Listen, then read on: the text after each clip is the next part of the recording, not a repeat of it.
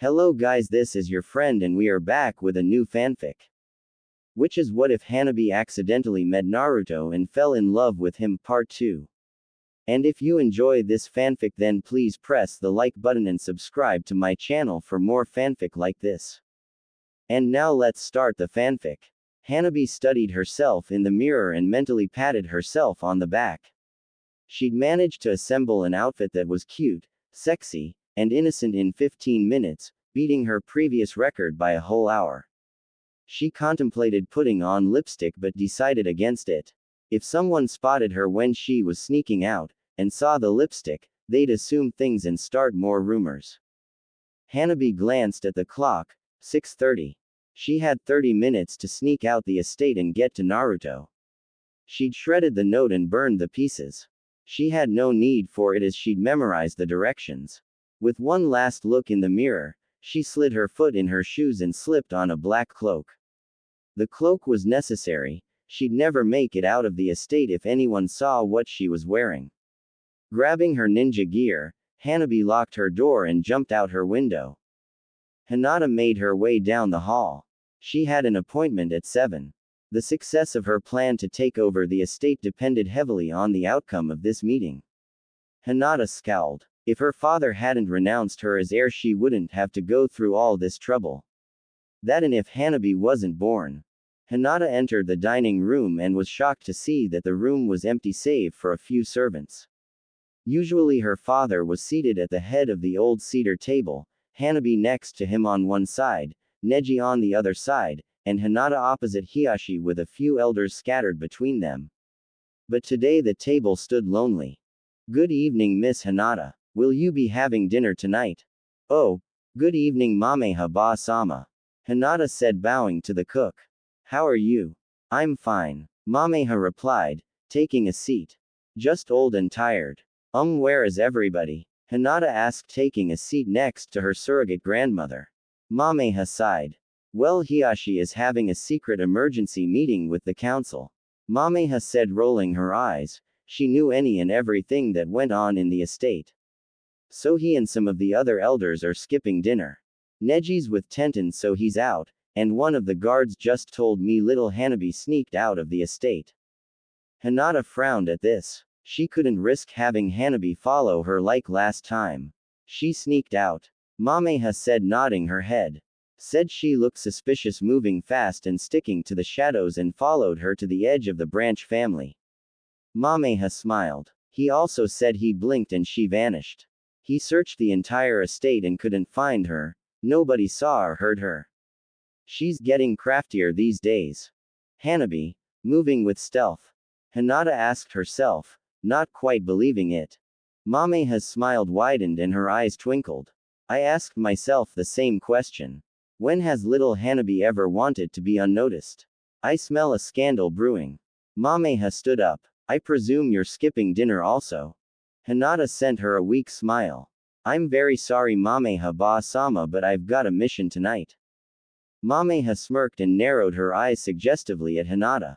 I didn't see any of the Hokage's messenger nin today. It's a personal mission. Mameha's smirk widened into a smile. Well, have fun and try not to wear yourself out too much now. She wiggled her eyebrows. Hinata blushed at Mameha's innuendo. You can send my dinner to my room please. I'll be back around 11. Hinata said. Oh sure, that's no problem. I'll even stay up and warm it up for you. I'm quite sure you'll be starving after your mission. Hinata gave Mameha a half bow and dashed out of the room, leaving Mameha cackling about how red her face was. Somewhere on the Hyuga estate, I have reason to believe that Hinata may try to eliminate Hanabi to ensure herself the position of clan leader. Hiyashi told the occupants in the dimly lit room. He sat at the head of a small oval table. Because of poor lighting everybody's face was hidden by shadows, except Hiyashi who sat directly underneath the only working light bulb. What do you propose we do about this threat? One of the shadowed faces asked. Confine her to the estate. I think it will be in our best interest if we had her shadowed, for protection. Hiyashi said, patiently waiting for their feedback. Why not confine her? An elderly female voice asked. Hiyashi was well prepared to back up his motion. We can't confine her because 1. Hinata will get suspicious, and 2. It will be easier for Hinata to dispose of Hanabi if she's closer to her and can predict where she will be. It's been proven that Hanabi can be read like clockwork if restricted to a small area, so I need not go on. What's to stop Hinata from attacking her out of the estate? The same lady asked again.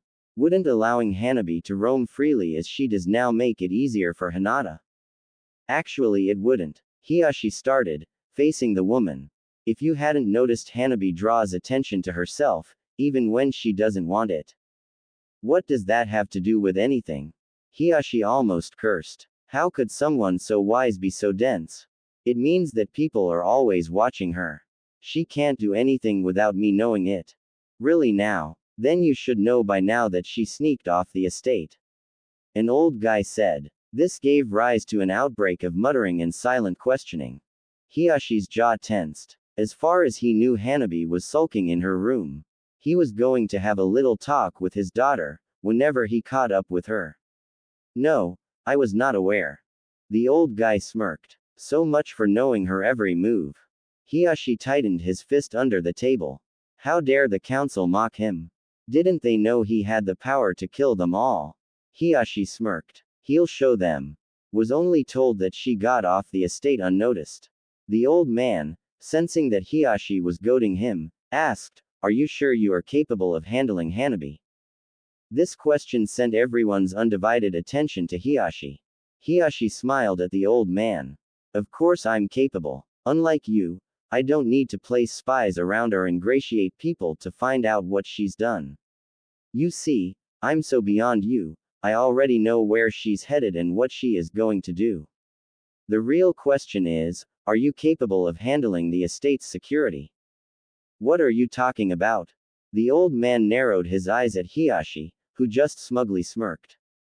Hiyashi, for dramatic effects, folded his hands on the table and said, How is it that two people, at different times, entered the estate, passed through the branch family, entered the main family, wrote notes and left it in both my daughter's rooms, and had enough time to go down to the kitchen to have a snack? And all of this went unnoticed by the guards. How did these two people breach security without you knowing? Do you care to explain? The old man lifted his chin proudly in the air, when everyone turned to look at him. He could feel the questions and reprimands silently being thrown at him. He'd be damned if he let Hiyashi destroy the little power and dignity he had left. If these people supposedly got past my security, how then do you know about them? Hiyashi, satisfied he put the old man in his place, leaned back in his chair and said, Because most of the time my Byakugan is always on. And I recognized two distinct chakra bodies, different than the average Hyuga. I didn't pursue it any further because I assumed you let them in for some purpose. The old man, who was the former clan leader, looked Hiyashi in the eye. How is this relevant to the topic at hand? Hiyashi sat back up. It was time to end this meeting. He was missing dinner and Mameha's passion fruit pie was on the menu. It's relevant because if Hinata had sent someone to assassinate Hanabi, they would have succeeded. They'd have slipped right through our so-called impenetrable security. He has a point. An old lady said, We need to wrap this up. I second Hiyashi's motion, have Hanabi shadowed. Hiyashi smirked as the majority of the council agreed with his decision. They always did what he wanted in the end. Do you really think Hinata would assassinate Hanabi? A cheery old voice asked. Hiyashi thought for a second, remembered the conversation he and Hinata shared in the hospital. I wouldn't put it below her. Hiyashi said grimly. This meeting is adjourned. With this said, everyone, except Hiyashi, faded into the shadows and disappeared until the room was empty. Hiyashi balanced his chin on the palm of his hand and stared at a portrait of Hinata hanging on the wall opposite him. Exactly what are you planning, O daughter of mine? Somewhere in Konoha, Hanabi stood in front of a giant iron gate that was shaped like a giant spiral. She glanced around and saw nothing but trees and moonlight. The only thing she saw through the gate was a wall of trees. The closest house was at least 2 miles away, if she remembered correctly. This was one part of Konoha she'd never seen in her life, and she'd seen plenty. If something was to happen to her, she figured it'd be about a week before anyone found her body. You're kinda late. The kunai came so fast that Naruto barely had time to catch it, much less dodge it. Paranoid much? Naruto asked, holding the kunai between two fingers. He grinned and stood next to her. A small trickle of blood ran down the back of his hand, and glistened in the moonlight. Hanabi flushed, spotted the trickle of blood on his hand. What the hell? Why did you catch it? Naruto stared at the blood on his hand and wiped it on his shirt. It's just a little scratch. Besides, you threw it too fast for me to dodge it. He held the kunai out to her. Hanabi grimaced. Ah, throw it away. I don't need it. Naruto shrugged and pocketed it. This wasn't too hard to find, was it? Naruto asked, while opening the gate. It opened with a little creak. Naruto turned, motioned for her to come, and stopped in his tracks. Hanabi walked through the gate, which opened to reveal a small clearing. What? She said when she noticed Naruto staring at her. Any particular reason you're wearing a cloak on such a humid night as this? Naruto asked. She'd almost forgotten she was wearing the cloak. She smirked at him and dramatically took off the cloak, and flung it somewhere on the side. Wow, was all Naruto could say. He needed a few moments to take it all in. The first thing he noticed were the legs, which were encased with fashionably thin, off-white socks that stopped just on top of her knee. Then there was the mini black skirt that stopped barely to her mid-thigh. This was then followed by a white shirt with dark red letters that said, "Caution." Her ensemble was completed with a black mini long-sleeve jacket that stopped mid-stomach.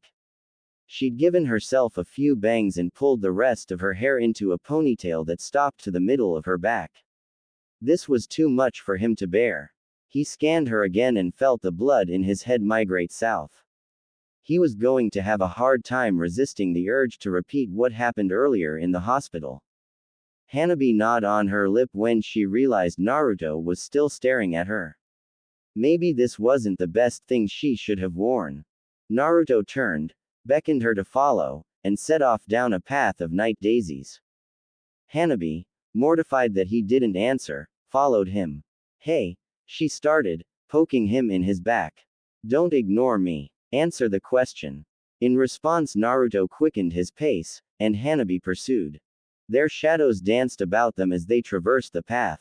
It sloped up a hill through a field of moonflowers and giant willow, cedar, and oak tress, leading to a cottage completely covered in vines and leaves. Moonlight filtered through the broad leaves of the trees, casting ominous shadows about the place. Hanabi suddenly stopped in the middle of the field. The sudden beauty of the field captivated her. So pretty. I know, right? Naruto whispered, suddenly behind her. She didn't even hear when he moved, if he moved at all. She turned to face him and he was staring at her with those deep blue eyes. A vivid memory of one of her fantasies flashed in her mind, and she couldn't help but blush. The wind picked up and blew a few stray clouds, covering the moon. Hanabi looked into his eyes again. Instead of the calm and steady behind them, she saw a maelstrom, a struggle, and she became cautious. Hanabi, Naruto said in a desperate tone. What? She whispered. The calm and steady was no longer there. Instead, there was something she couldn't recognize: anger, lust, frustration. No, a combination, maybe. I really like you. He took a step towards her and she took a step in retreat. Her heart was fluttering. She was so not prepared for that. Those simple words could mean a lot.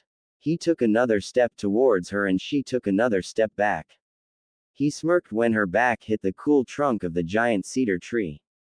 Hanabi's heartbeat increased. She didn't like the way her body was responding to the way he was looking at her. Who was she kidding? She liked it. She liked it a whole damn lot. Heck, she wanted him to do more than just look at her. He placed his hand on her cheek. It was warm against his hand, and tense. As if he was fighting to restrain his hand from pinning to her the tree. Her heart started beating at impossible speeds when the image of Naruto pinning her to the tree flashed in her mind. Her body wanted to take the next instinctive step, but the logic and common sense in her mind was fighting against it, and losing badly. It was like mentally resisting someone who is physically pulling you away. When he lightly brushed a thumb over her cheek, the common sense and logic in her mind was TKO'd. He gave her a teasing feather kiss, provoking unstable waters. She let out a frustrated growl, wrapped her hands around his neck and pulled him to her. Looking into his eyes, she kissed him, hard. Naruto responded by cupping his hand behind her neck, angling her mouth, effectively deepening the kiss. And then they made hot, passionate sekihan on the forest floor. The end of the story. I'm only kidding, I couldn't resist putting it there. Closing parenthesis. Naruto ran his hands down her back, and she ran his hands up his shirt.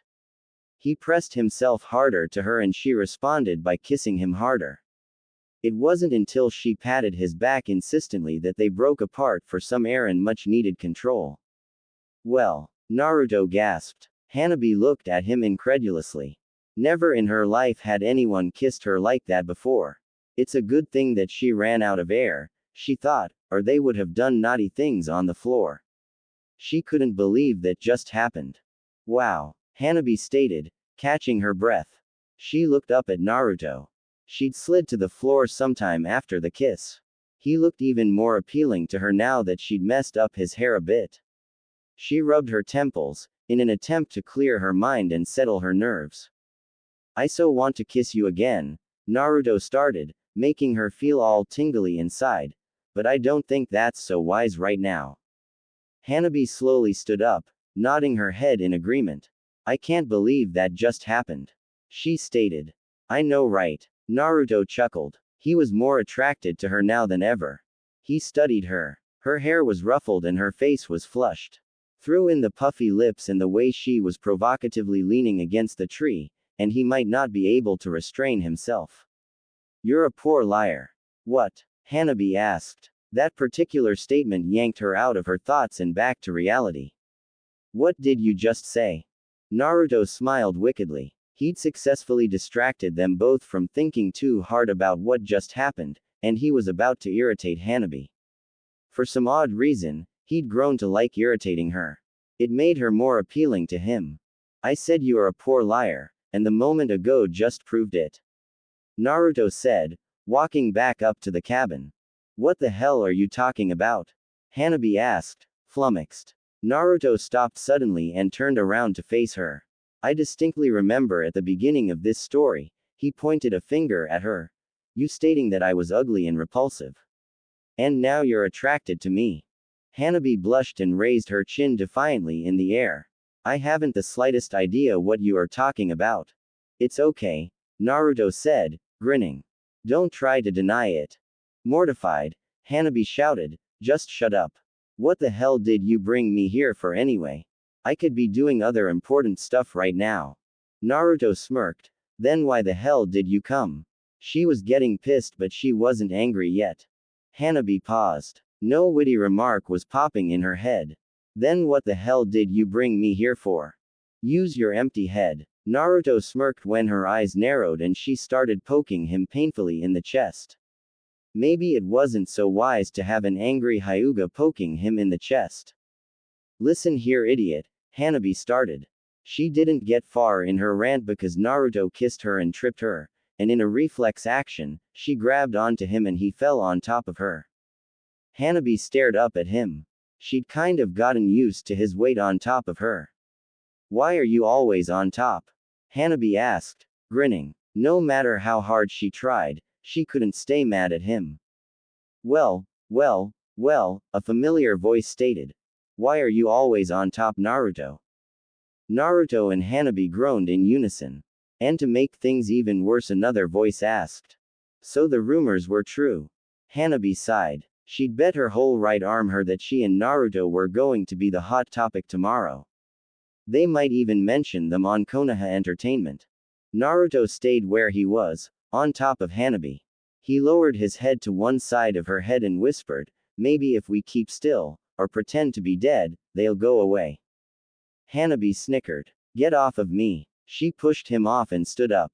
She faced her tormentor. Why is it that you are conveniently popping up? Kakashi, grinning devilishly under his mask, feigned innocence. I really don't know what you're talking about. I just happened. Naruto cut him off. You just happened to be everywhere we are. Naruto, how come you didn't tell me? Sakura asked, materializing from behind Kakashi. Naruto groaned. The entire village was bound to know now that Sakura saw them together. He turned to face her. What are you doing out here in the middle of nowhere?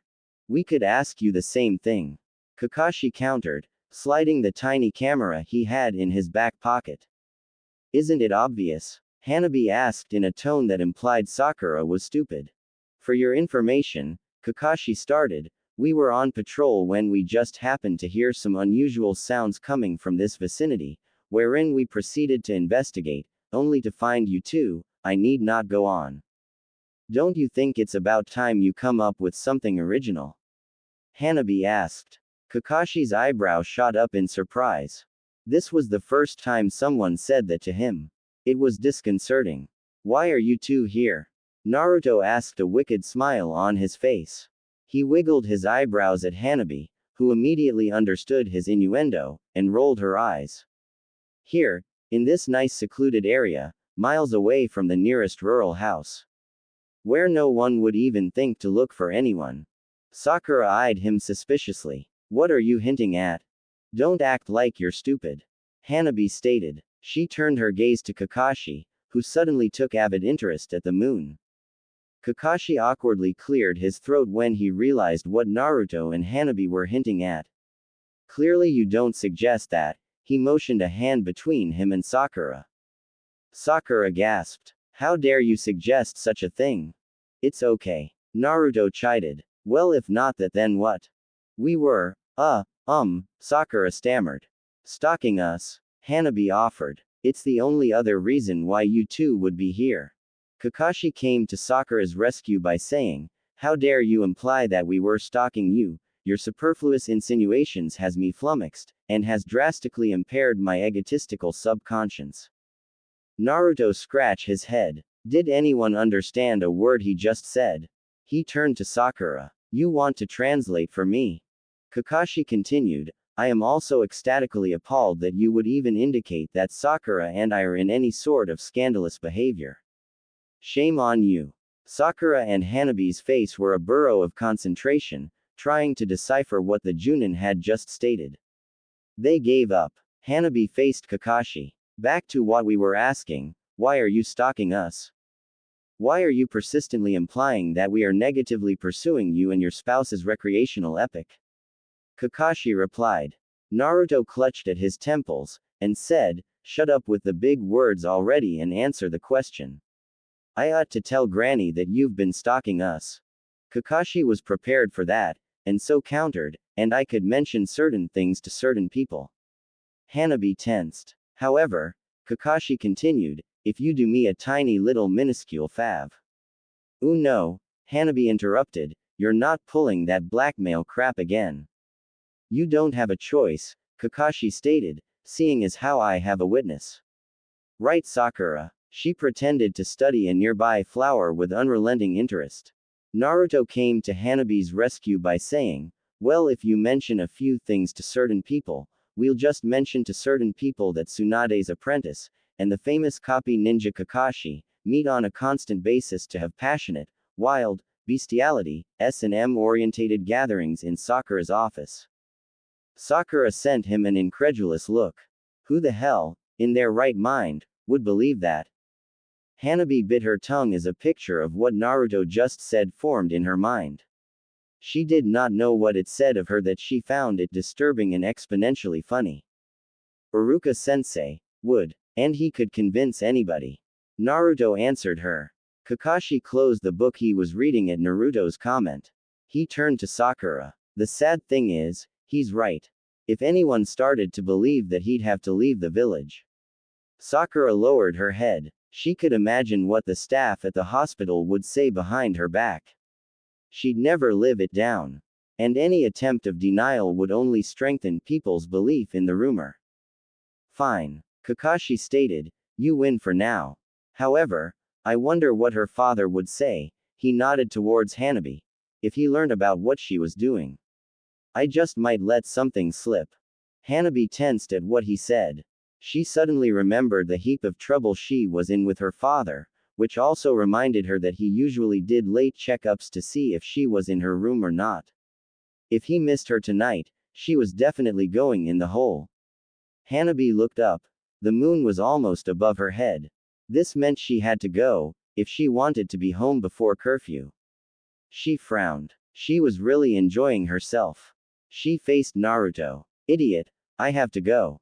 She turned and started back down the path. Naruto turned to Kakashi and Sakura. This isn't over. Wait till tomorrow. Hanabi, wait up. He jogged after her. When they disappeared behind the trees, Sakura whirled to face Kakashi. Why didn't you say something? Now they think that, she couldn't even bring herself to say it. Kakashi shrugged. He still couldn't believe that she'd told him to come up with something original. That really damaged his ego. As far he was concerned, he came up with the most original excuses ever. He'd have to go home and meditate over this. I don't know why I let you talk me into following them. Sakura continued. He pulled the camera out of his pocket and waved it in front of her face. Because, dear child, one of these goes for 30,000 ryo. Sakura frowned. She almost felt guilty for selling out her closest friend. Then again, 30,000 ryo for a picture was hard to turn down. She suddenly thought of something. Kakashi-sensei, you think if we get a video of them, they'll pay more? Kakashi paused. Now there was a thought. I like your way of thinking. In fact, meet me at the training grounds tomorrow, around 4. He just remembered there was something he had to take care of. If he didn't, Jiraiya would strangle him. He disappeared in a whirl of leaves. Sakura followed suit. By the time Naruto caught up with Hanabi, they were a few feet from the Hyuga estate. Hey, stop for a minute. Naruto asked, pulling lightly on Hanabi's sleeve. She stopped and turned to face him. Damn, he was sexy. She wondered what would have happened if certain people hadn't intruded. In a way, she was sort of glad they did, or else she would have ended up doing something she might have regretted. What? Naruto slid his hands in his back pocket, and hunched his shoulders. This was the first time, as far as he could remember, that he'd ever been nervous. I want to see why you again. His face was cherry red. Hanabi bit down hard on her tongue, to keep herself from smiling. He was actually asking her out, and he was nervous as hell. Imagine, the infamous unpredictable ninja, a Hokage hopeful, was nervously asking her out. She wondered what his expression would be if she told him to get lost. Nah, she wasn't that cold. Hanabi moved a few strands of hair from her face. You're looking at me now, right? She smirked. This was sort of fun. His face was turning redder. And not like that, Naruto stammered. He took in a deep breath. He'd never been nervous before, it was disconcerting. If she told him no, he might bash his head in the wall. I mean, I want to take you somewhere. Tomorrow. It was taking a lot of her concentration to keep herself from laughing. Hanabi chewed on her bottom lip for a second. Tell you what, you see that place over there? She motioned her hand toward the Hyuga estate. That's my prison, in all sense of the word. If you can present a valid reason to my warden as to why I should leave, then I'll do whatever you want to do tomorrow. If you can get me out, that is. Naruto thought for a moment, and then sent her a wicked grin that made her heart jump. You have a deal then. And to make it binding. Hanabi sucked in a breath, when Naruto suddenly pulled her towards him and plundered her mouth. Hanabi started to protest but, after a few seconds, leaned into Naruto and started to kiss him back, with much enthusiasm. When Naruto ran a hand down her back, she pushed away from him, before she lost herself. She looked around, her face red. Thankfully, there was no one on the street. Naruto smirked at her. I'll see you tomorrow. With that, he disappeared in a poof of smoke. Hanabi took in a huge breath to settle her nerves. She had to learn to control herself, or else. But the question she kept asking herself was, would the, or else, part be so bad? She decided that if she was going to do the, or else, part, she had to get to know him first. She walked through the main entrance gate of the estate, her thoughts full of Naruto. She decided to walk around the branch family when she saw two elders talking in the courtyard. She didn't want to be harassed. Hanabi slowly walked along the outskirts of the branch family, near the wall to the woods. She wasn't in any rush to see her father. She pushed him to the back of her mind. Just thinking of him was upsetting. She felt the air pressure change and quickly hid in the shadows of the trees lining the wall. Hinata appeared in a swirl of leaves a few feet from where she was. Hanabi wondered where she went. Since she hadn't seen her sister, face to face, in a while, she emerged from the shadows saying, "I smell failure." Hinata spun around and studied her sister. She smirked and said, "You're home early. What? No one wants to rent the whore tonight?" The smirk fell off of Hanabi's face. That really stung, not that she'd let it show. Says the bitch that nobody ever needed or wanted. Hanabi retorted. She eyed her sister with disgust. Is there anything you're good at besides being pathetic? Hanabi didn't wait for her to retort. Don't answer that. Maybe we'll ship you off to some feudal lord in the middle of nowhere, that way we'll never hear about the worthless Hyuga again. They started to circle each other. Hinata glared at her sister. I wouldn't be surprised if that same feudal lord asked for you, knowing your reputation. Haiku says you're impressive on your back. I wondered if he heard that. Could be. Then again, you are public property. Hanabi fingered the kunai concealed under her skirt, on her thigh. Touché, dear sister. Then again, all the unwanted Hyuga band together. I suppose they only have each other to talk to. How does it feel to be a mistake? No, Hiyashi's only mistake. Hinata smirked. You're his mistake. He should have saved mother instead of you. Hanabi scowled, withdrawing her kunai. Artifacts of value and worth often come with a high price. The same thing can't be said about you though. Hinata scowled and threw the shuriken she had between her fingers. Hanabi deflected all of them with the kunai, and then threw it at Hinata, who dodged it by merely cocking her head to one side. Byakugan, Juken. The two sisters came together, channeling enough chakra at each other to cause the air and trees around them to shimmer. They separated, circled, and reunited, exchanging blows and profanities. Hanabi aimed low while Hinata simultaneously aimed high, and they cancelled each other out, rolling to the floor.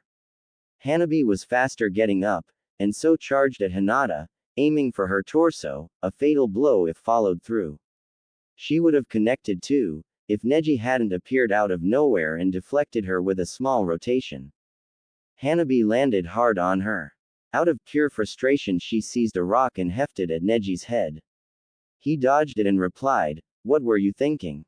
Hanabi saw Hinata's smirk from behind Neji and turned her head. As if seeing through Hanabi's eyes, Neji whirled around to Hinata. And you should know better. Hinata lowered her eyes in embarrassment. Hanabi turned her back towards her sister. I will see the two of you tomorrow, Neji stated. It is imperative that I talk to the two of you, especially you Hanabi. With that said, Neji disappeared into the night. The two sisters stood there, with their backs to each other. Hinata, why must we dislike each other? Hanabi asked softly. It was a thought that was always running through her mind. Hinata stiffened. She'd never heard such regret in her sister's tone of voice.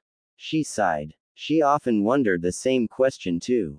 While walking away, Hinata replied, because Hiyashi demands that I do. The wind picked up and Hinata disappeared in a gust of leaves, leaving Hanabi pondering deeply about what she'd said. Hinata was tired of fighting with her. Hanabi heard it in the tiredness of her sigh. She was so caught up in her thoughts that she didn't notice the person dashing ahead of her on the rooftops. Hanabi heard a muffled yelp and pitched up in her bed.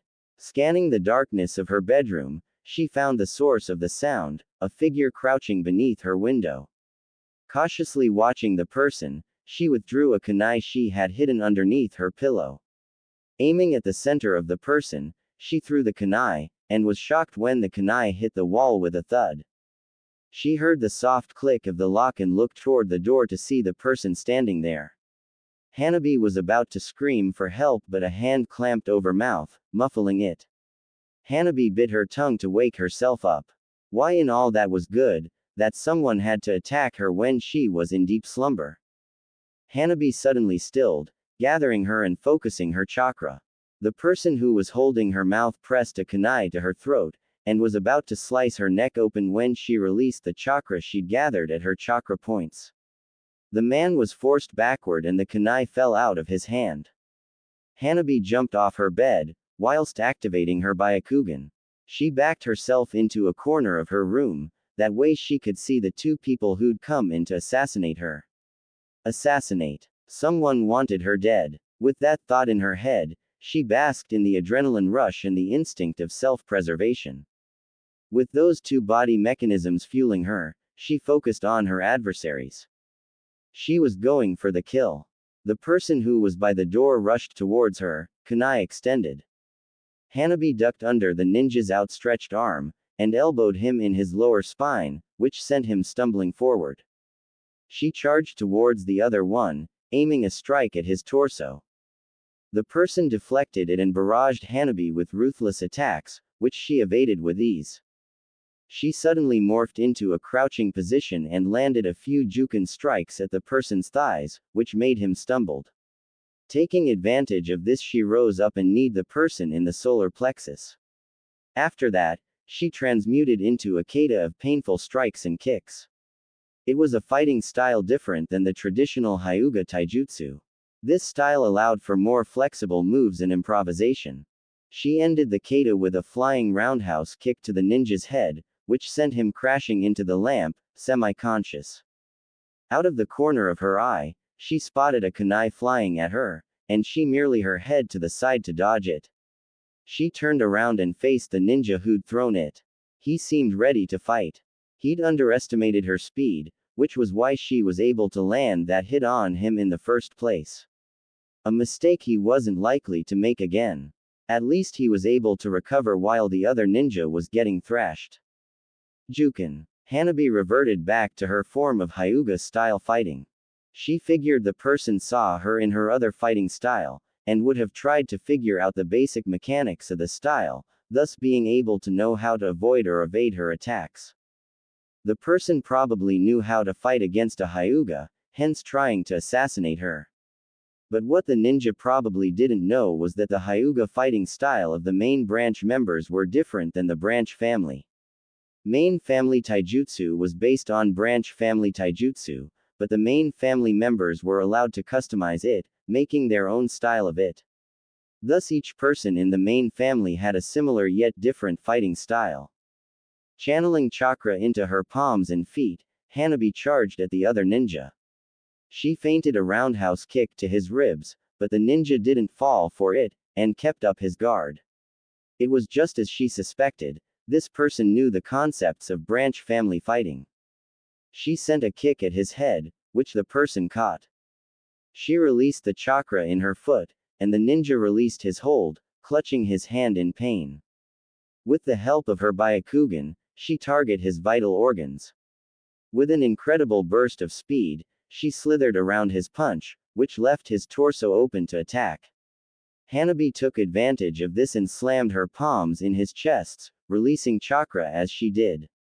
The ninja stumbled back into a wall, to which Hanabi gleefully took advantage of and commenced her version of Hinata's 100 Palms of Fury. Hers became more vicious with each hit that landed. Her attacks were so forceful, and her chakra so sharp, that she was literally rupturing the ninja's back. She stopped at around 37, as the ninja was now limp and dying. The ninja slowly slid to the floor, painting a red mark on her pristine wall. Hanabi reined in her emotions, and lowered her fighting spirit. Maybe she overdid it. She crouched down in front of the ninja and asked, "Who sent you?" The ninja smiled at her, blood slowly spewing forth from his lips. "You really want to know?" The ninja asked, in a raspy voice. "Who sent you?" Hanabi asked, placing a palm over the ninja's heart. The ninja chuckled, a hideous sound. A Hyuga sent me. Hanabi released the chakra she had channeled into her hand, effectively obliterating a section of the ninja's heart. She didn't have time for games, someone intended to kill her, and she wanted to find out whom. She watched the ninja gasp for breath as his lungs filled up with blood, suffocating him. It was a slow and painful death. When the ninja was dead and gone, she was about to close his eyes when she noticed something for the first time. This ninja had pupil-less eyes, similar to her own.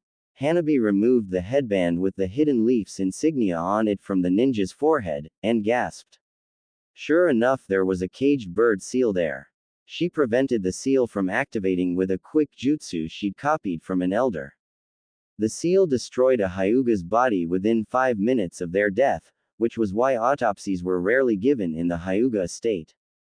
The fact that her now dead assassinator was a Hyuga brought about huge complications she would have to deal with. It also gave her something to think about. It was highly unlikely Hinata was behind this, as she usually directly approached her. This meant that someone else was after her, someone from the council or the branch family. The only question was why. It wasn't until she heard a cough that she remembered the other ninja who'd come after her. Hanabi turned around to see the ninja crouching in the window sill, ready to escape. Wait, she exclaimed, racing towards the ninja, who, for obvious reasons, jumped out of the window. Damn, Hanabi thought, while grabbing a robe from off her bed. She hated giving chase to anything. She jumped out of the window while shrugging into her robe. The roof was cold underneath her bare feet. The ninja was only a few yards ahead of her, which meant that he was still injured. Otherwise, he'd have already teleported. Stop, she shouted, as she glided from rooftop to rooftop after the ninja. Damn you. She threw the kunai she had taken out of the wall when she was leaving her room at the ninja, who just dodged it. Hanabi kept shouting at the ninja to stop, thus waking up the clan as she chased the ninja. Lights and muffled voices were coming to life as she ran by the houses. They were nearing the entrance gate to the estate now. She doubted that she'd be able to catch the ninja, as she was losing her adrenaline rush. So, she used her Byakugan to memorize the ninja's chakra network. That'll have to suffice her for now. Hanabi stopped and landed right in front of the branch family. She watched as the guards at the main gate gave a feeble attempt to stop the ninja. Kissing her teeth, she made her way back to the main family residence via rooftop. Repeat what you are trying to say again. I didn't quite get it. Hiyashi said, as he watched his angry daughter pace back and forth in his room. Hanabi turned angry eyes at her father. Do you ever listen to anything I say? She said, in a disapproving tone. What part of someone just tried to assassinate me don't you understand? Hiyashi sighed. It was after 4 in the morning, and quite frankly, he wasn't ready to get up yet. He was still in the throes of slumber. He had been sleeping peacefully when Hanabi had barged in his room, making a ruckus about someone trying to kill her. Did you catch the person? Hiyashi asked, rubbing his eyes in an attempt to wake himself up. It was too early in the morning to be bothered. Hanabi was ready to pull out all of Hiyashi's glorious hair strand by strand. This man was acting as if it wasn't a big matter. She took in a deep breath and reined in her temper. Then, in strained voice, said, I killed one of them, and the other got away. Hanabi was somewhat happy to see her father's eyes widen when she mentioned she killed one of them. I think it'd be better if you just come and see the scene for yourself. Hanabi stated, leaving the room. Hiyashi followed her down the hall to her room. A few servants were rising out of the quarters, inquiring about what happened, and if they needed to be available. Mameha was one of the people who woke up. She immediately followed Hiyashi and Hanabi. Hanabi had to kick the door open, as one of the ninjas had locked it. She motioned them inside and closed the door behind her, to keep away the curious and the nosy. Good heavens! Mameha exclaimed when she saw the state of Hanabi's room. Bits and pieces of broken furniture was scattered about the room. There was a few kunai marks in the wall, where she was fighting with the dead ninja. There were a few blood drops on the window. On the wall by the door, there was a huge red mark, as if someone threw a bucket of red paint of the wall carelessly. And just underneath that mark, lay the dead ninja, who had been marinating in his own blood, and whatever else had leaked out of his body. Hiyashi gathered his robes and crouched over the ninja to examine him. Hanabi watched as his eyes widened upon recognizing the ninja's features. This is a Hyuga. Hanabi finished for him. Someone from the branch family, to be exact. Mameha Ba-sama, do you know him? Mameha studied the body for a minute. She'd seen death occur too many times and ways to be shocked by this. There was something familiar about the body, she couldn't put her finger on it. She turned towards Hanabi, who was obviously shaken despite the calm facade she was wearing, and asked, "Did you kill him?" Hanabi nodded. "He was sent to assassinate me. There were two of them, but one of them got away. I don't think the other one was a Hyuga though, or if they were working together. I think they both were sent by different people and just happened to meet up here," Hanabi said, while sitting on her bed. "Assassinate? Who would try to kill you?" Mameha asked, completely baffled. "That's what I love to find out," Hanabi said dryly. "Then what about Miss Hinata? Did they try to assassinate her too?" Mameha asked, her face full of worry. She used Heibayakugan and looked into the room next door, to make sure that Hinata was fine. Sure enough, Hinata was sleeping safe and sound in her bed. "She's fine," Mameha announced, relieved. "That's against the rules, Mameha Ba-sama," Hiyashi pointed out. No one was ever allowed to use their Byakugan to look into another person's room. Mameha gave him a look and asked, "Your point is?" "HMPHH, Hiyashi grunted and moved over to inspect the window sill. Hanabi smirked. Mameha Ba-sama could do anything she damned please and no one could or would say anything to her about it. They wouldn't dare. Hanabi wanted to be like her when she grew old. No forced signs of entry, Hiyashi thought. He surveyed the room. Obviously a fight took place here, but seeing that there was no forced sign of entry, they'd have to go with Hanabi's word. Which was going to be a problem when the inquest by the Hyuga Council, and the local investigative squad, takes place. All in all, upon first glance, this would be classified as a murder. He sighed. Leave it to Hanabi to give him gray hairs. "Well, what are you going to do?" Mameha asked, her voice brimming with excitement. She loved scandals, whether they be classy, or grimy. They added entertainment to her usual dull life. Hiyashi turned to face them, his mind set. "Mameha Ba-sama, contact the Civil Dispute Division of the Anbu, let them send an investigative team down here in the morning. Also get some trustworthy ninja from the main family to preserve the scene. And finally, get a Hyuga medic nin in here, to keep the body in its current state until the Anbu team arrives. As for you Hanabi," he turned toward his daughter. "I suggest you clean yourself up, and stay on the estate, preferably in the house. Recall what you know so that when you face the council, later this morning you can tell them what happened in vivid detail." Mameha nodded and eagerly summoned two servants to carry out her instructions. Hanabi nodded. Hiyashi surveyed the room again. "Hanabi, I also suggest that you find someone to round up the people you roused during your chase. You'll need as much witnesses as possible." Hanabi stared at her father confused. "Witnesses? Yes, witnesses," Hiyashi grimly reiterated. "Until proven by the council and or the Anbu team, this will be treated as a murder, as there is not enough circumstantial evidence to support what you say was an attempted assassination. There was no sign of forced entry or any jutsu used to get in this room, a vital component if you are to prove your innocence. Not that I'm saying you're guilty or anything, but you must look at this from an objective point of view. Comprehend?" Hanabi battled with herself to keep her emotions under wrap. She nodded her head. "I understand, father." With that she bowed and left the room. Hiyashi surveyed the scene once again, trying to gain a new impression. He didn't doubt Hanabi's story one bit. It was the council, he feared, which might be quick to pass judgment. Conveniently, this just had to happen when the time of the new head of the clan ceremony was fast approaching. He too wondered if Hinata had anything to do with this, as it seems that the scales were tipping in her favor. Naruto wandered about the village in search of food, and a clear place to settle his thoughts and decide his intentions. He doubted he'd find someplace selling food at this time in the morning or a place to clear his mind. He wanted to think about him and Hanabi and if they had any potential. Well, from his point of view, all they had going for the both of them right now was a deep physical attraction. Not that he was complaining, but he wasn't one for one-time flings. He decided he was going to pursue her. His decision to pursue Hanabi brought about another astounding thought to him. That he was completely over his obsession with Sakura.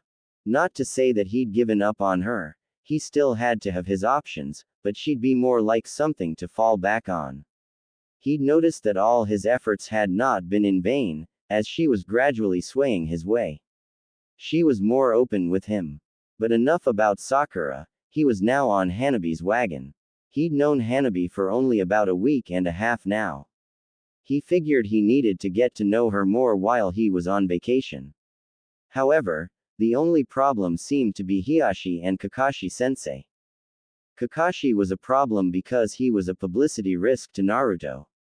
Since Naruto had been labeled a Hokage hopeful by Tsunade and several other important people, he'd become a sort of a super celebrity. He'd already been a celebrity since people had heard, and some witnessed, him beating Gaara when he was the one-tailed beast. Anyway, because of this, Kakashi and Jiraiya had the brilliant idea to get rich off of him by selling him out to the local tabloids. His whole life was turning into a public event. He had fan clubs that staked out his house sometimes. It was disconcerting. Anyway, the point was that, if anyone got wind that he had his eyes on Hanabi, he would be bothered relentlessly by tabloids, and Hanabi would receive all sorts of death threats from his numerous fan clubs. The death threat thing had happened before. People had noticed that he'd been hung up around Sakura, and so she had been threatened. It wasn't a big deal as no one in their right mind would mess with Sakura.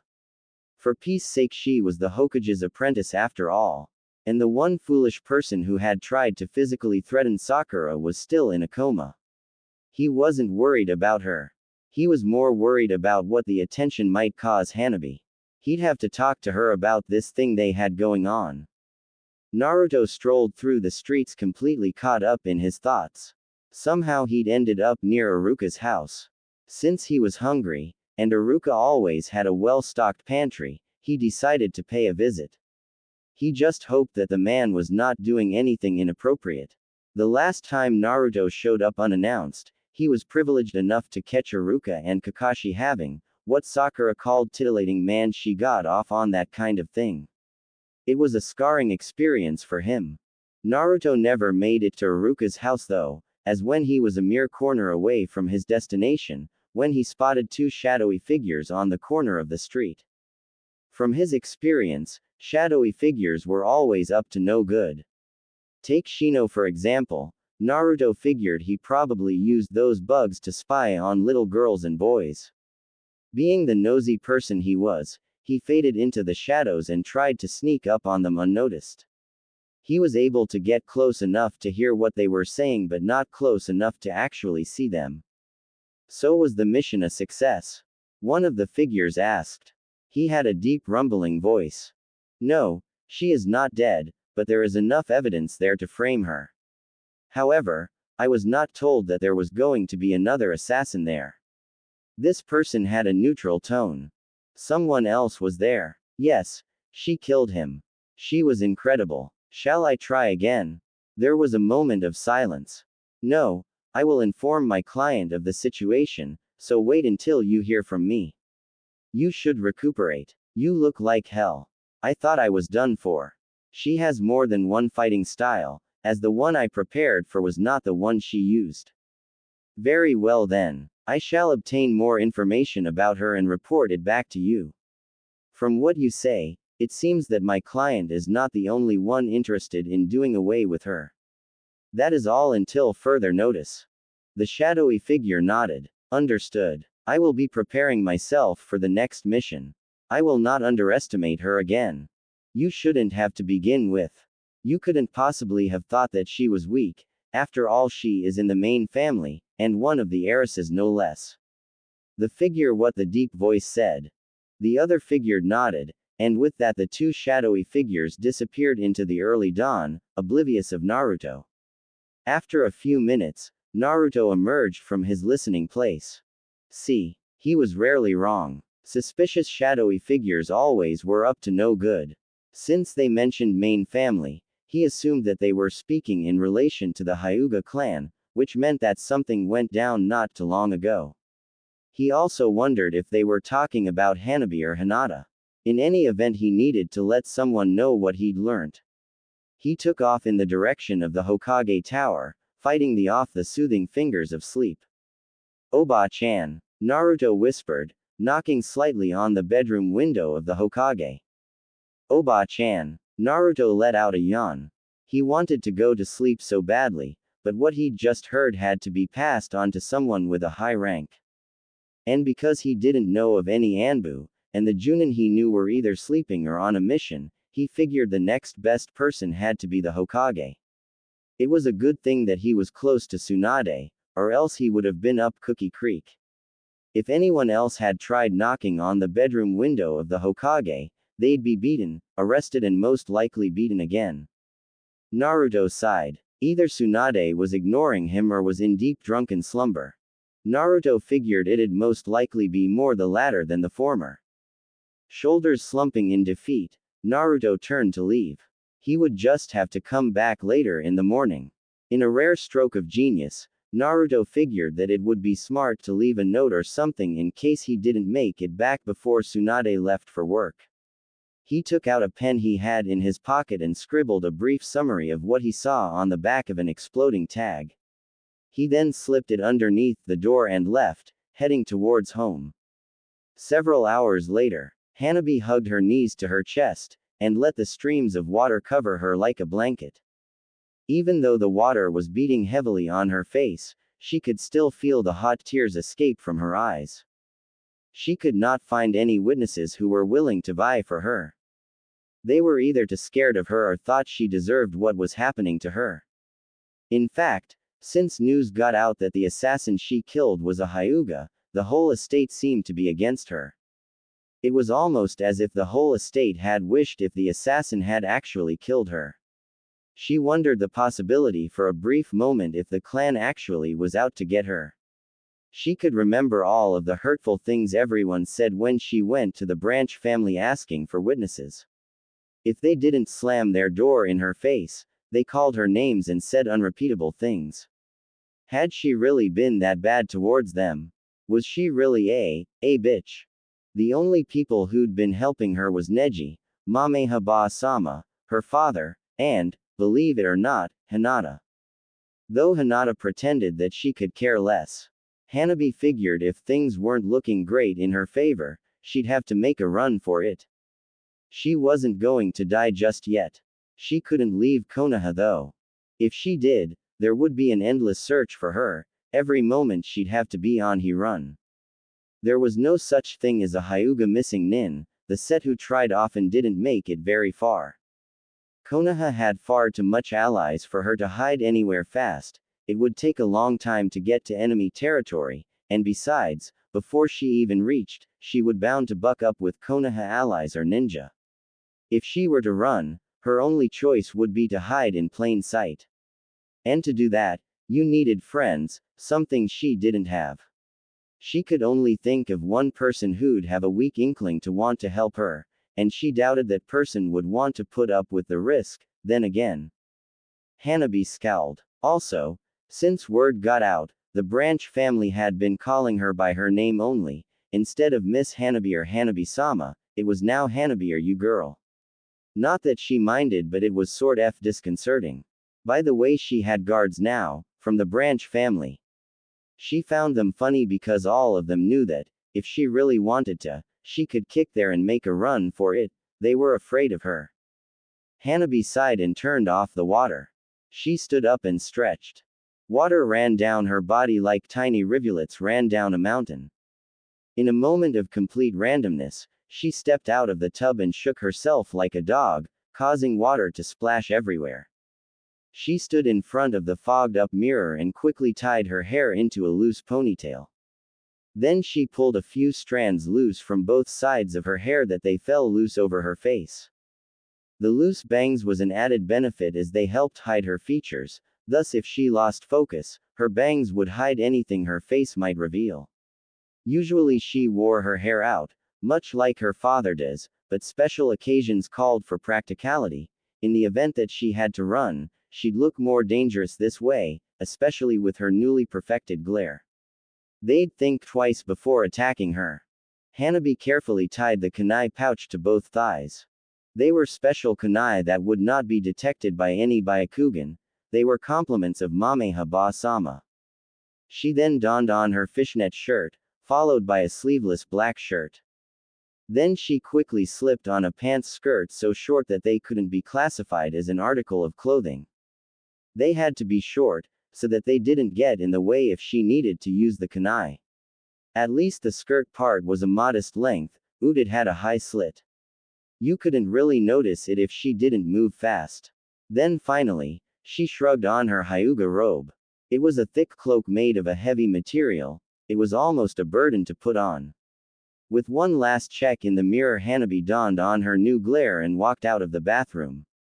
When Hanabi entered the living room, everyone quieted and turned to look at her.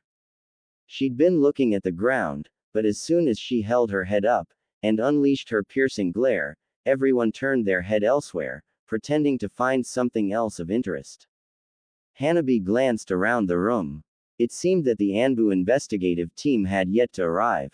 She recognized the Hyuga medical examiner talking with someone from the council. Some reps from the branch family was here, along with a few of the guard.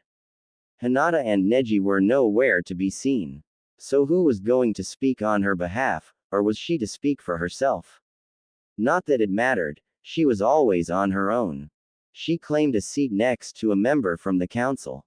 This member was known as the worst one in the decrepit bunch of retired ninja and Hyuga heads that made up the council. So, the elder member began, "How did you kill him? They aren't letting us in to see the murdered body until the Anbu have arrived." Hanabi almost flinched at the word murder. In a sharp and arrogant tone that was bound to irritate the old member, she replied, "The unfortunate assassin met his ill-fated demise from a reflexive Jukin strike to the chest. It was a technique that was to be used in dire circumstances. And I do believe that being in a corner, with someone trying to cut your throat is a dire circumstance. Don't you think?" With that said, Hanabi raised her chin at the council member, and rudely turned her head at him. It felt good to put him in his place. She tried not to smirk when she heard Mameha Ba-sama shout from somewhere in the kitchen, "You let him know, girl." Several of the other people, who were in the room, snickered. The council member made a rude noise and walked proudly outside. After his exit, the tension in the room became noticeably lighter. Hanabi was about to leave, to go and obtain something to drink, when a servant announced that the Anbu had arrived. Hanabi instantly went in panic mode, though her face was still impassive. The moment of dread was approaching fast, and she was not ready for it, despite the pep rallies she'd been giving herself in the bathroom. Shizune glanced around the room, searching for Hanabi. She'd heard a lot about the girl from Kakashi. She found it interesting that Hanabi would choose Naruto to have an affair with. According to Kakashi, he'd caught the two on several occasions in very compromising positions. Of course, this was supposedly a secret, as Naruto would never pass Hyuga standards. Shizune let out a chuckle as she gazed the room, which caused several of the infamously arrogant people to stare at her. She pretended not to hear the curious whispers as to why the Hokage sent her own aide along with the Anbu. A murder within the Hyuga compound was big news. The Hokage sending her aide and guard to investigate a murder was bigger news. Shizune figured her presence here would add fuel to the gossip mill that was already ablaze. Before Shizune could approach Hanabi, Hiyashi materialized in front of her and said, I am most surprised that you are here, Shizune-sama. I can't begin to fathom why the Hokage sent her aid, or how she got to know of this case, as the rest of the clan is just becoming aware of this incident. Shizune smiled at him and said, Hiyashi-sama, it is quite a pleasure to meet you, though not under these circumstances. They bowed to each other before Hiyashi motioned for her to follow. As for why Tsunade-sama sent me, she continued, I myself do not know what her true motive for sending me here for. However, I can tell you that she is most interested in Hanabi, although I have yet to figure out why. I presume, if she was not so busy, she would have come here herself. It wasn't until Shizune stopped talking that she realized that almost everyone who was in the room was behind them. Hiyashi thought for a moment before asking, how is it that Hokage-sama became aware of this incident so fast? I mean, I know she has access to an unlimited information channels, but it is an enigma that has me truly puzzled. Before Shizune could answer him, he quickly added, I don't mean to come across as defensive, but I would like to know if I would need to tighten security around here. Ah, Shizune said, she'd been expecting this question. Well, if it wasn't for Naruto, she wouldn't have known about it. Shizune replied, well, funny thing about that really, one of our ninjas who was on patrol spotted some suspicious-looking people, which he chose to shadow. The people he shadowed just happened to be one of the assassins that got away and his boss or something. Our ninja wasn't able to follow them, so he documented what he saw, and slipped it underneath the Hokage's office. Naturally, when Tsunade-sama went in, she spotted it and sent us straight away. The ninja hadn't left his name, so we weren't able to do an immediate follow-up, but an inquest is ongoing. Tsunade had told her that she was not supposed to reveal that Naruto was the one who'd found out about the assassin. Tsunade was being cautious just in case the people behind the assassination were in the clan itself. She didn't want anyone ordering a hit on Naruto. Hanabi, who'd been listening to Shizune's explanation, almost wept in relief. Shizune's presence and explanation was all the witness she's need. Though, it would even be better if she could find out who this ninja was and asked him to testify on her behalf. She'd be in the clear soon enough if things went her way. When the group of 15 or more ninjas reached the supposed crime scene, Hiyashi undid the seal in front of the door, and told the Hyuga medic nin, who were inside preventing the seal from destroying the body, that they were now relieved of their duty. The Anbu quickly substituted with the Hyuga medics, and kept on preventing the seal from activating. Shizune had yet to do her examination of the body. When Shizune stepped into the room, and crouched over the body, everyone decided they wanted to see what she was doing. Thus, they tried to squeeze themselves into the room, which was only big enough to host 5 people comfortably.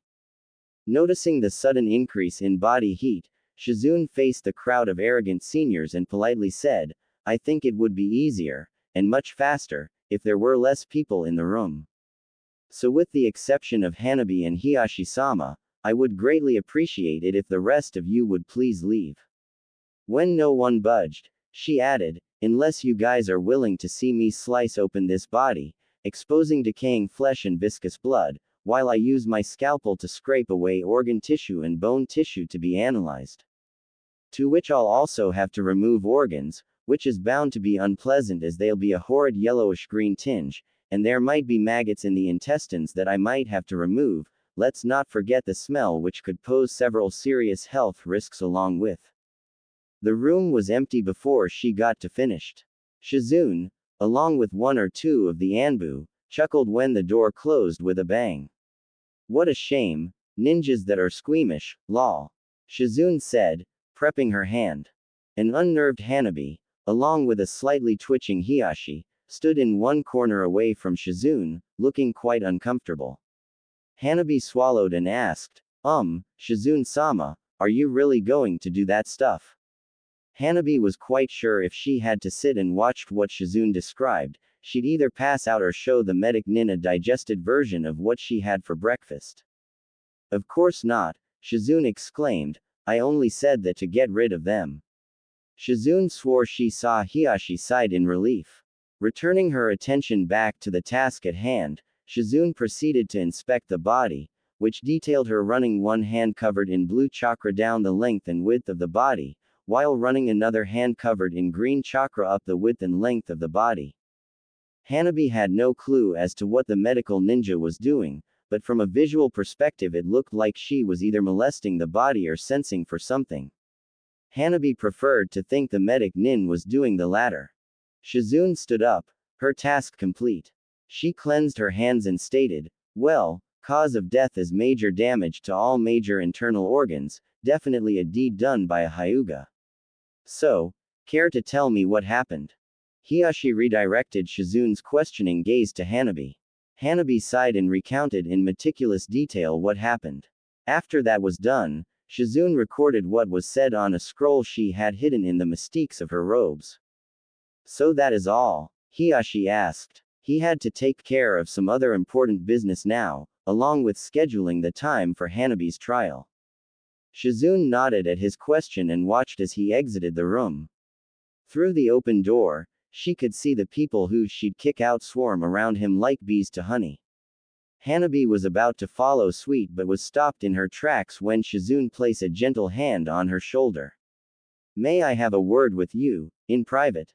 Hanabi awkwardly nodded and motioned for Shizune to follow her. Shizune sent one of the Anbu a glance before following Hanabi out. She was confident that they could handle the job from here on out. Hanabi led Shizune, in silence, past the main family complexes, past the training grounds and into the forest. When she was satisfied that they were a good distance away from prying eyes, she stopped. Shizune smirked and playfully asked, "Are we even in the border anymore? Shall I summon Tun Tun and ask her to fetch my travel documents?" Despite her impassive composure, Hanabi heard a rare chuckle escape her lips. Hanabi said, "The reason I took you so far is that they can still use their Byakugan to read our lips. This way, if they try, they'd have to be quite near, and I'd sense them if they did." Shizune nodded, not that she minded. "Anyway," Shizune started, "the reason I asked to speak with you is to tell you that I lied when I said that we didn't know who the ninja was that tipped us off." At Hanabi's puzzled expression, Shizune explained, "We have reason to believe that the hit on you was ordered by someone within your clan, and if I had revealed the name, they might have tried to get him too. Now the reason I am telling you this is because you will need all the help you can get. From an objective point of view of the crime scene, you look guilty by all accounts. Tsunade-sama wishes your well-being only because you seem to make our tipster happy, and she favors him like a grandson. By now you probably know who I am talking about. Our tipster was Naruto. I don't know if that's a blessing or a curse, but what I do know is that, if you can get him to testify on your behalf, you'll be in the clear as, through him, you'll have the backing of the Hokage, indirectly. Have fun trying to get him to willingly come down to the estate to testify, lol. Well, I have to give my report. Good luck." With that said, Shizune vanished in a swirl of leaves. A confounded Hanabi slowly slid to the forest floor. Great, now she had to see the blonde. Hanabi blushed at the last time they spoke. She wouldn't mind if things went the way they were going last time they met, though given her current situation, things were bound to be awkward if they did. She fingered the piece of paper in her hand with Naruto's address. He'd better be home, she thought, or else. Hanabi looked at the address in her hand and then at the fading address on the sign in front of her. Sure enough, the addresses matched, but she wasn't sure if she was in the right place. She'd never been allowed to go to this district before, and now she knew why. This part of Konoha would be called or classified as a dump or a slum. As she never been here before, she didn't know what term was used. In any event, she was prepared. Although she never visited this district before, she had heard more than enough about it to make her cautious. Still, she couldn't believe Naruto would live in a place like this. She reckoned he was probably a poor ninja or something, which was surprising considering his fame. In fact, she didn't even know what he was famous for, just that he was famous. She figured she'd ask him later. Well, if he was willing to help her, she'd pay him back by giving him a more decent place to live. She could more than afford it. And what made her happy about that was that if she did help him out, she'd be using her own money and nothing from the clan. Hanabi frowned at the houses and buildings with their overgrown yards, graffitied walls, and boarded up windows. Yep, she thought as she passed them, he could do better. She'd see to it that he does better. After all, a Hyuga like herself shouldn't be involved with someone who would choose to live in such an environment. Conveniently for Hanabi, there were few people about on the dilapidated streets, and those who were about, blended in with the dirty dumpsters and the ugly trash that decorated the ground. Hanabi roamed the area looking for Naruto's apartment. The paper Shizune-sama had given her had stated that he lived on the top floor of the only 5-story building in the area. She had also said that there was no way Hanabi could miss the structure as Naruto had put his signature on the building. When Hanabi found the building, she did a double take. Then she grinned. The building was shaped like a rectangle with a square cut out in the middle of it. The square served as a courtyard of sorts. The building, in its entirety, was painted a dull blue color, except for the top floor, which was painted a dull orange color with brighter orange swirls placed at random places on the walls. Thus the building ended up having a single orange stripe. Hanabi chuckled again. She wondered how Naruto managed to persuade the landlords to paint the building that color. She admired the building as she walked through the gates and up the stairs. She counted 4 doors on each floor, and concluded that the apartments had to be spacious, as the building itself could take up half of the branch family's training grounds, and the training ground was excessively huge. Hanabi arrived at the top floor and glanced around. There was only 1 door on this floor. She shrugged and walking down the long hallway and knocked on it. She waited a few seconds before knocking on it again. A minute passed and she knocked on the door again. After 5 minutes, she started pounding on the door. She was sure he was home. He didn't seem like the type to rise anytime before noon, and it was only around 10 or so. Hanabi was so into pounding at the door that she didn't realize she'd been pounding on Naruto's chest until he grabbed a hold of her hand. Sorry, Hanabi's apology was interrupted as Naruto yanked her into the room and slammed the door shut. Hanabi stumbled into the flat. She grabbed a hold of a small table to prevent herself from falling down. Naruto scowled. He despised being rudely awakened when he was sleeping. And Hanabi pounding on his door was, by his standards, considered to be rude. He was always irritable and cranky when he woke up early. He stalked past Hanabi and headed towards the kitchen.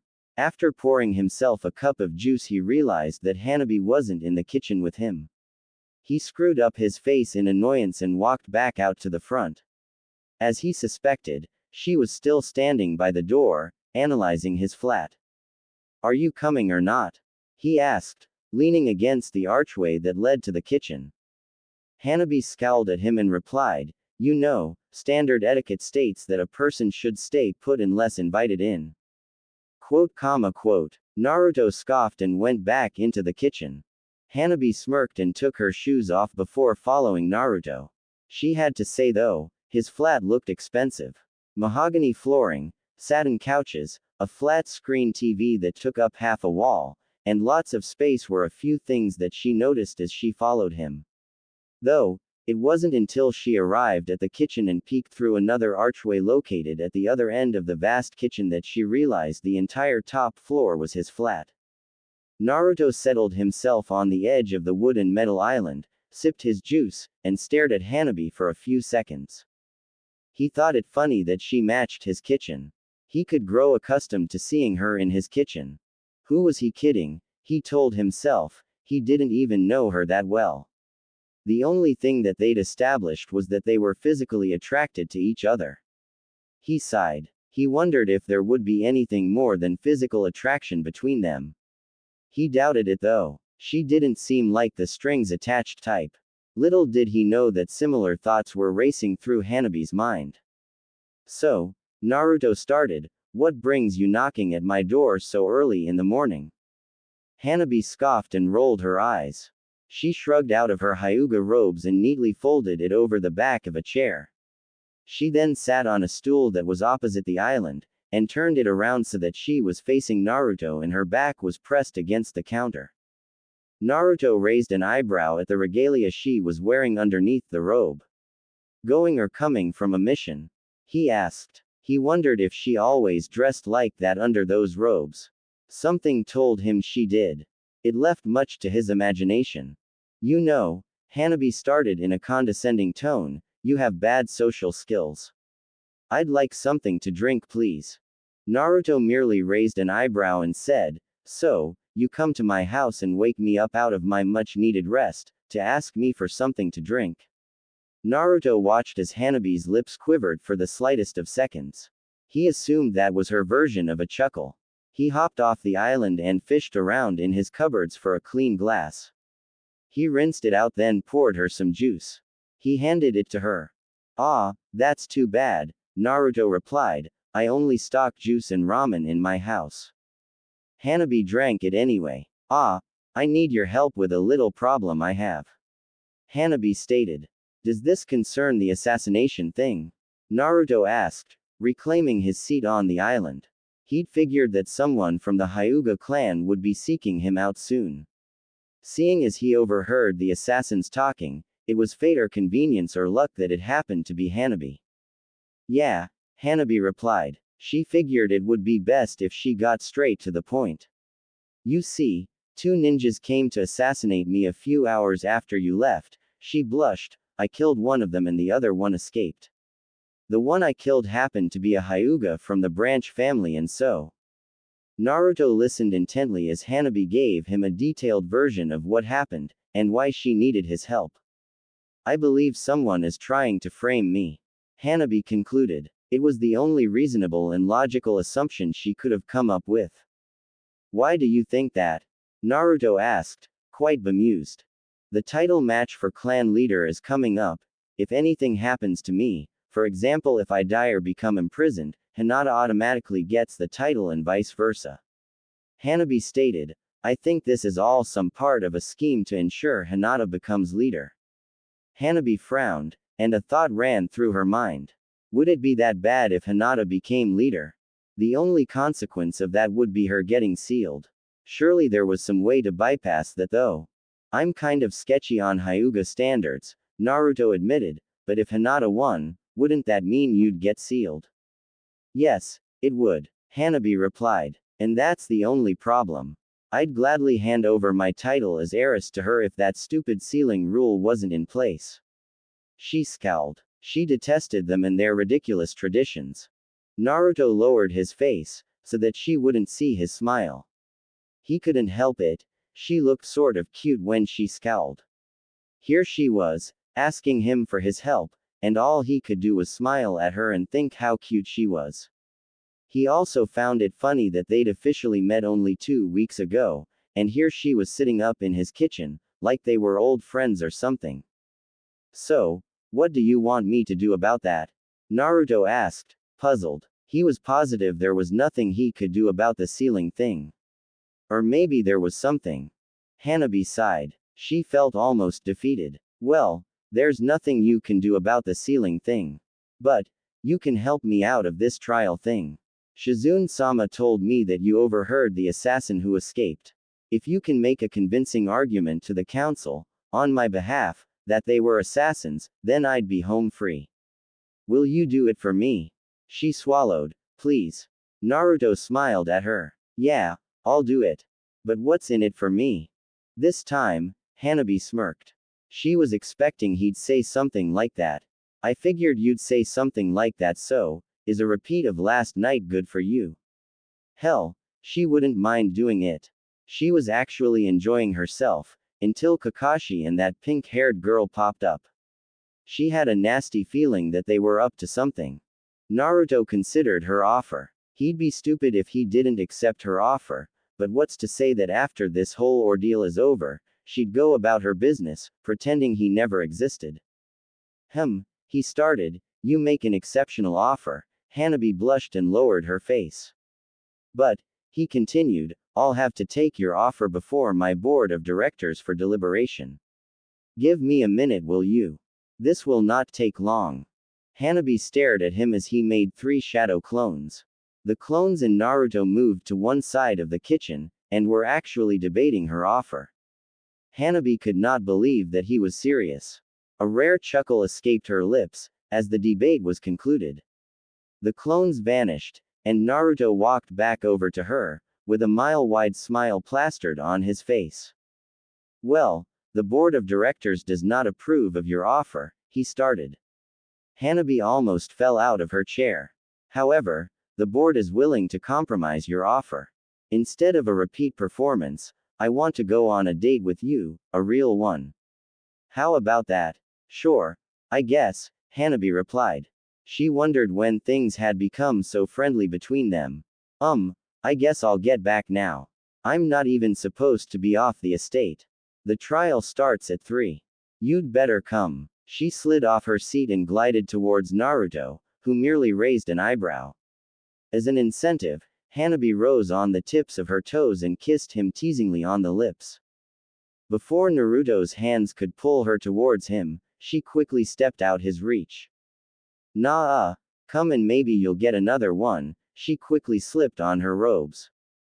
You know, you are a very good tease, Naruto stated, while he followed her to the door. Hanabi paused before she descended the staircase, and said, I like you. I don't know why yet, but I like you. Expect to get teased often. She stuck out her tongue and disappeared down the stairs.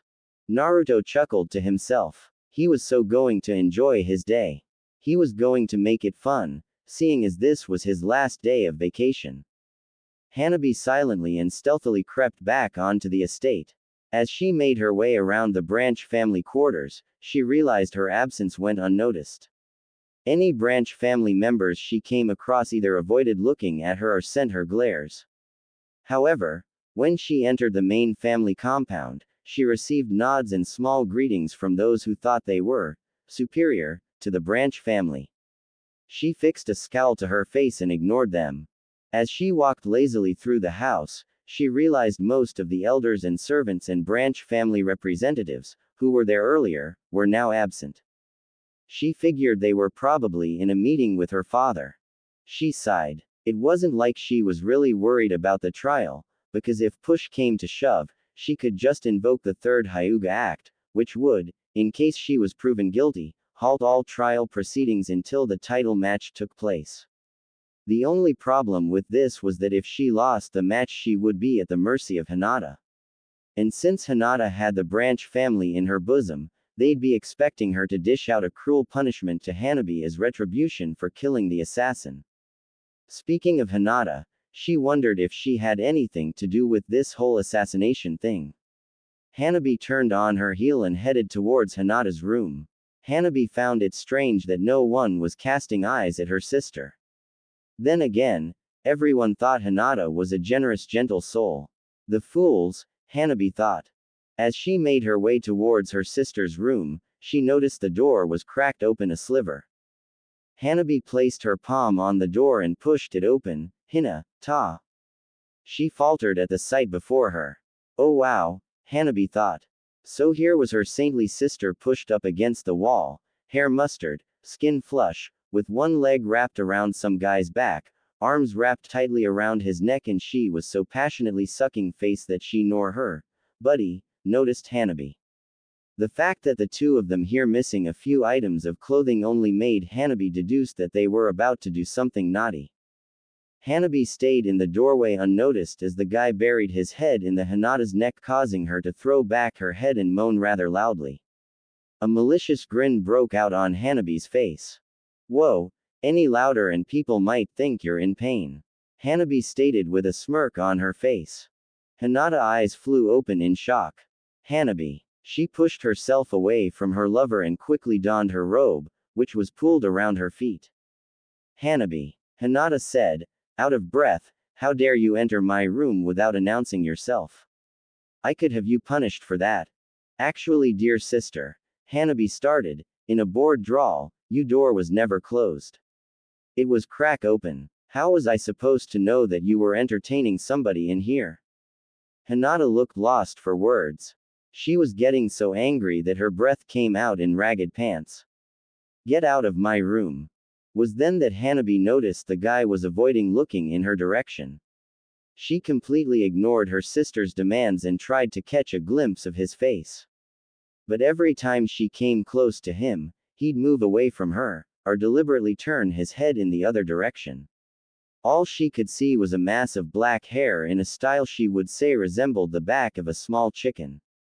Darting underneath Hanada's reach, Hanabi managed to grab a hold of the guy.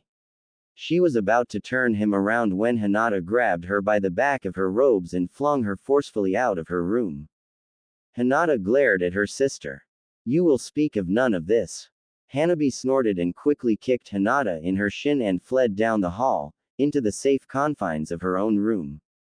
She locked her door and laughed maliciously. She wondered if Hanada realized her Byakugan was on. She doubted it though, she only had it on for a second or two, just enough to glimpse the guy's face. Hanabi smirked as she smoothed out her robe. She now had something to blackmail Hanada with. She'd been surprised to find out that it was not Kiba, however, she couldn't put a name to the guy's face though she was sure she'd seen him before. Pushing him and Hanada out of her mind, Hanabi quietly snuck back out of her room and made a beeline for the library. Hopefully, she'd be able to find something in there that would help her case. Naruto walked through the main business square in Konoha in the disguise of an old maid. It was the disguise he always used when leaving his home to go to his other house. Because he was becoming so famous, he figured he needed two houses. His first house was an expansive structure located in the heart of the main business square.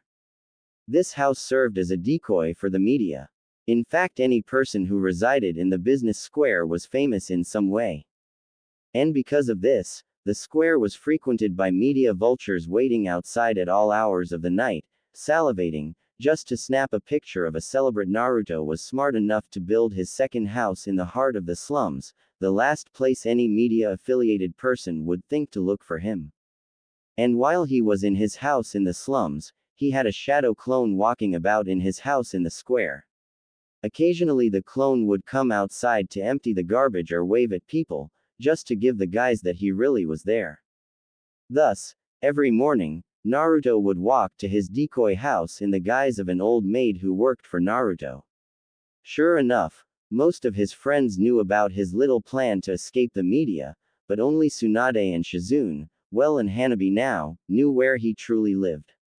Oh, and Kakashi too. Till this day, Naruto still couldn't figure out how Kakashi found out. Naruto, playing his disguise well, hobbled through the square with the gait of an old woman. Many people hailed him and made way for him to pass. If it was one thing he learned from playing an old person is that the elderly received automatic respect for everything. They were allowed to skip lines, and got preferential treatment to everybody else, even the most famous of celebrities. Naruto smiled wryly at himself. He'd often abused this privilege. In fact, whenever he went to pay bills or do business in the square, he went in the guise of the old maid. He kept telling himself that one of these days he'd get caught. Naruto hobbled up the steps towards his decoy house. He ignored the flashes of light as media vultures took pictures of him as he opened the door. Naruto's maid arriving to work as usual, would be the caption of this picture in tomorrow's tabloid paper. He chuckled to himself. As soon as he closed the door, his clone appeared in front of him. While he made his way to the kitchen, the clone briefed him on what all activities happened during the night. He didn't miss much. He vanished his clone and dispelled his disguise. Naruto glanced at the clock. He still had about 2 hours to go before Hanabi's little trial thingy started. Since he'd thought up a good argument for her while he was walking here, he pretty much had nothing left to do. Grabbing a bottle of juice out of the fridge, he waddled to the living room and switched on the TV. Just in time to catch the beginning of Ino's show. You see, when Ino wasn't on a mission or on an assignment from Tsunade, or helping out with her parents' flower shop, she was an anchorwoman on everyone's favorite tabloid channel, Konoha Entertainment. KE was the channel the general public watched when they wanted the scoop and scandals of their favorite celebrities. Naruto could remember several times when Ino had tried to get him to do something scandalous, so she could dramatically announce it to the public. Naruto chuckled. Though he had to say, Ino had the face and the voice for it. He turned up the volume as Ino began her show. Good afternoon, Konoha. This is your ever favorite and beautiful anchorwoman, Ino Yamanaka speaking. She grinned brightly now. I know all of you are wondering who's gonna be our celebrity highlight for today. Well, let me tell you, it's no other than our favorite Hokage hopeful, and unpredictable ninja, Naruto Uzumaki. Naruto smirked as a picture of him flashed on the screen. He wondered what Ino thought up this time.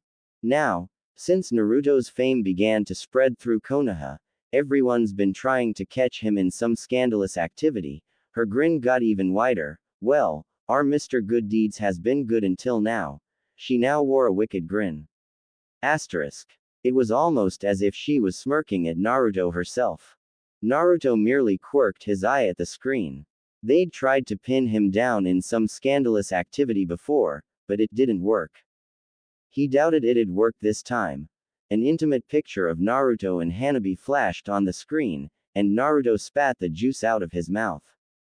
It was a picture of him and Hanabi when they first met, when she'd fallen on him out of the tree. Her hair was cascading round her head so her face wasn't visible. And she hadn't worn her Hyuga robes that night so she would still remain anonymous. But it was clear that she was on top of Naruto in the picture. It wouldn't have been a bad picture if they were standing next to each other, but they were in such an intimate position that people would mistake them for lovers. But weren't they? Well, they had the potential to become lovers. Oh my gosh, Naruto thought. He was so screwed over. At least Hanabi was safe. There are thousands upon thousands of girls with black hair in Konoha. Oh yeah, that's Naruto alright. The question is, who is this femme fatale that has our Naruto in her little clutches? We would love to know. Wouldn't you also like to know how long this affair has been going on? Can you imagine if this chick turned out to be someone important? Or is it a mistress? Oh wow, wouldn't that be scandalously scandalous? Join us next week at this same time, and we just might have some answers for you. She smiled dazzlingly. This was brought to you by Naruto. Shut off the TV. He wondered if Hanabi saw that. He figured she'd be serious, seeing as her title match was coming up and all. He could already imagine having to employ all his creativity in devising ways to avoid and evade the media. The show hadn't even been over 3 minutes yet and he could already hear the tabloids ringing his doorbell and pounding on his door. As he thought about it, he let out a frustrated yell. There was only one person who was there at the time who could have taken that picture. Naruto gathered himself together. He was going to have a little session with Kakashi. But first, he'd have to duck out the media. Oh well, he thought, time for the old lady disguise again. Hinata paced a path in the floor of her room whilst muttering expletives quietly to herself. Oh wow, I never knew you had such a potty mouth, her lover teased. Hinata snatched a pillow off her bed and threw it at him in retaliation. The guy caught it and chuckled. Don't get mad at me. I told you to come to my place, but no, you were so sure that we wouldn't be disturbed. Hinata sent him a glare. And he smiled wryly at her. The guy glided up behind her and passionately embraced her. He buried his face in her hair and placed a kiss at the nape of her neck. Swaying with her in the gentle breeze that was blowing through an open window, he said, you know, I could take care of her if you want me to. Hinata leaned into the embrace and her anger disappeared. She thought for a moment. No, she stated, I'll do it myself. I know exactly how to deal with her. Her lover released her and pouted. You never let me do anything for you, her lover whined while twirling her around. Hinata stared into his flawless face and a smirk formed on her face. Really? I was thinking that I let you do a lot most of the time. You did a lot last week, especially last week. Her lover blushed and Hinata grinned. I mean, besides that, you always do stuff yourself. I want to help, her lover said, moving away from her to dress himself. Hinata thought for a quick second. He had wanted to help her for some time now, but she didn't really want to involve him. But, she knew if she kept denying his help, he'd do something to help her anyway. And that was what she was afraid of. He could jeopardize her whole plan. Thus she had to think of a way to keep Hai occupied, while making him believe he was helping her out. Or maybe, he really could help her out. She was unsure what the clan's next move would be due to this whole assassination attempt on Hanabi. After the whole trial was over and the branch family was satisfied, people would start pointing fingers at her. And she'd be clouded with suspicion seeing that Hanabi was her opponent, and she would be the only one to benefit if something were to happen to Hanabi. Well, Hinata started, if you want to help so badly, you could find out who sent those assassins. That would be a great help. Her lover merely raised an eye. I thought you didn't care about that. As much as I don't want to, I do care. Hinata said truthfully. Regardless of our differences, Hanabi still is my sister. And as much as I like to berate her, I'd miss her if she died. Well, that and I'd be crowded in suspicion seeing that I'm contesting her for clan leader. Her lover said, figuring out her reasoning behind her request. I see, killing two birds with one stone. If you could present the person who hired the assassin to the main family, you'd be a little in their favor. Or if you could prove that there was no assassin, and Hanabi simply murdered him, the branch family would definitely be in your family. Smart. He nodded his head at her in approval. As always, you're quick to everything. Hinata said, smiling at him. She placed a kiss on his cheek. Now get out of here, and try not to get catched by the guards. I've work to do. I'll come by you in a day or two to see what you've come up with. Her lover bowed to her in a mock gesture. As you wish, you my lady. He hopped out the window and vanished in a blur of black. Hinata smiled. Now that he was pursuing that avenue, it left her time to devote a lot of attention to Hanabi. She cursed herself for leaving her door unlocked. Well, that's what she got for being impatient. Now, she had to find a new card to hold over Hanabi's head until her lover found out who hired the assassin. Hinata hummed a tune to herself while she made her way to the library for some quiet reading and planning. She was pleased with herself. Her plan was working after all. Occupy Hanabi with some guy so that she'd be too distracted to focus on her campaign for clan leader. It was working well, if she must say so herself. It was a pity that the guy had to be Naruto.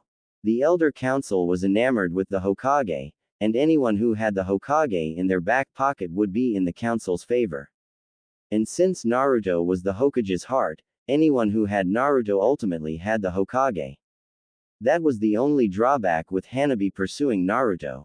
But, it was something Hinata could easily fix.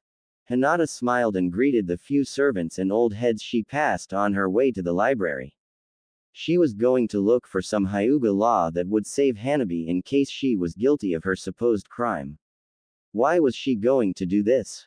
For appearances and promotional reasons, of course. Wouldn't she look good if she played the concerned sister looking out for her little sister's well-being? Yep, of course she would. Hinata chuckled to herself. Soon, she'd have this whole clan wrapped around her little finger, whether they liked it or not.